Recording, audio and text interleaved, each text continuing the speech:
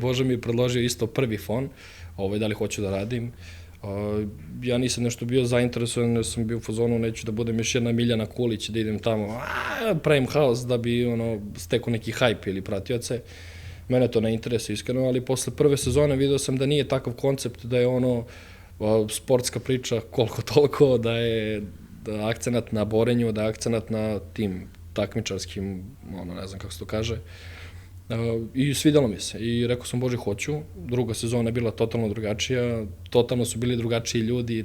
Mislim, meni je iskreno bolja druga sezona, nešto sam ja bio tu, nego generalno i izazovi i Bleja i sve što se tamo dešavalo je meni bilo baš jedan doživlje za pamćenje. Iskreno srećan sam i mislim da sam u baš dobro vreme izabrao da odem tamo, jer sam otišao, nisam bio nešto ni previše aktivan, nisam ni trenirao nešto dobro, bio sam i povređen i bolestan, kako se kaže, tranzicija, da. Prelazak iz kluba u klub me isto malo oštetio i onda nisam, bilo je tu svašta. Jedan sam dobio meč, jedan sam izgubio i imao sam priliku da radim to finale koje, hvala Bogu, prošlo kako treba.